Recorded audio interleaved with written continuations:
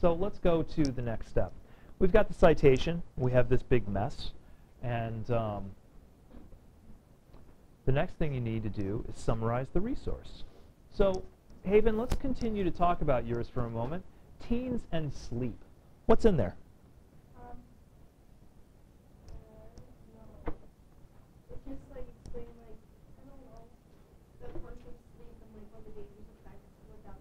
Does it seem to be some sort of scientific article? Barely. I'm sorry? Barely? So maybe not a full-on scientific journal article, but something more popularized for the average reader? Yeah. Okay. Then here's what I would do, Haven, for this.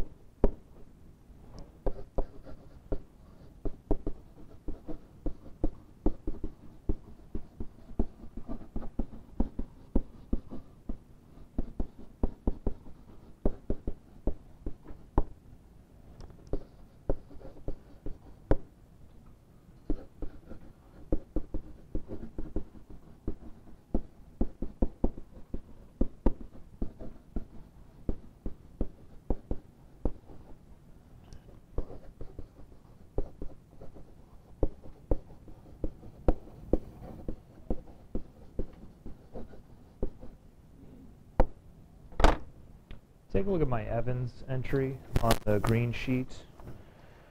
This academic study reveals that smoking bans in the workplace reduce smoking rates among workers. I have given you basically in that sentence two pieces of information. One, what type of resource is this? And two, what's it saying?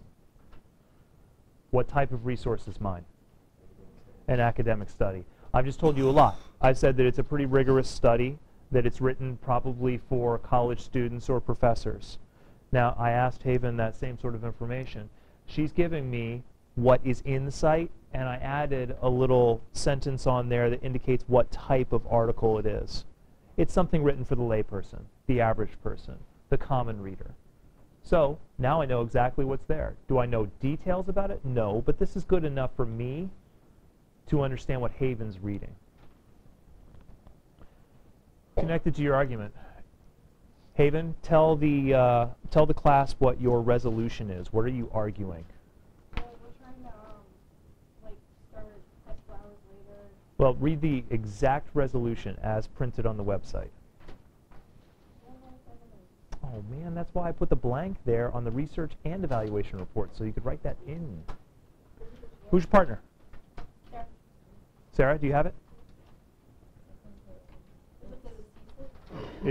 Is it Sylvania Schools? Yeah. Okay, yeah, the claim. The Board of Education should consider starting high school later for students in the day. Okay.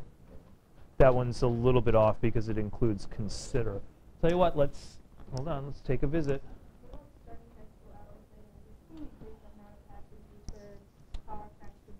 Doesn't include the word should. That's not an argumentative claim. We need an argumentative claim. You have one, you just don't remember what it is. So let's go find it. Folks, that's why the blank is on there. I can't tell how many of you did not complete the evaluation or research report, the blank about your resolution. If you don't know what your resolution is, how can you possibly argue for it? You can't.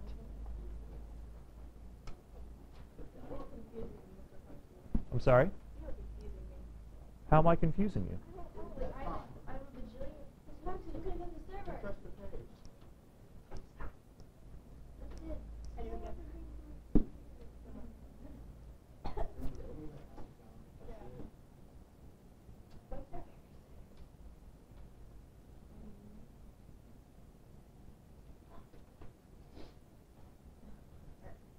Sylvania Schools should begin classes for high school students 1 hour later. That's it. Simple. You're arguing about this specific school district, and you're arguing about 1 hour later start time. Now, Haven, or Sarah, since this is yours also, how does the Teens and Sleep resource help you support this argument? Is it like showing if we should like make the hours go later or whatever, if we would like decrease the amount of like car crashes like affected by students? Does the Teens and Sleep resource talk about car crashes? In the website? It does? Okay.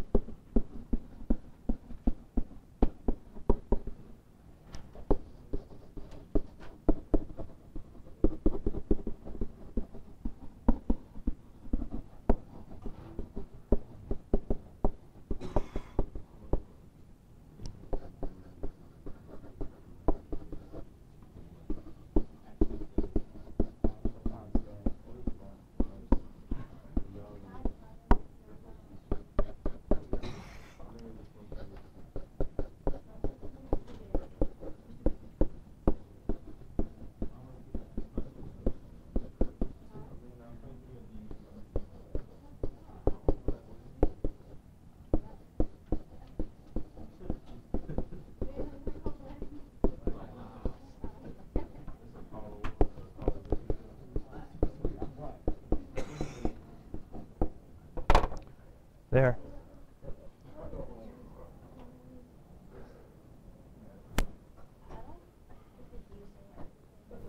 We will use. Yeah, the first sentence, the thingy. Told you what it is, yeah. Yeah. But what it is like, Tell me your teacher how you intend to use this data to support your argument. You want to give me an example of one of your resources? Okay. Haven and Sarah will use this information to express to an audience and a debate judge that teens can't operate properly this early in the morning, and that causes safety concerns, including car crashes. If we want a sensible schedule for teen brains, then that schedule will start later. And that Teens and Sleep data provides them scientific data to help them support that argument. Now they've just expressed to me how they intend to use that one resource to support the argument. That's what an annotated bibliography is about. It's about very formally expressing to a teacher, an instructor, or a professor where you're going with your research. It's a check before you write your paper so that your professor or teacher or instructor can give feedback and say, this is working well, this is not working well. You need some sort of research to support a particular part of your argument.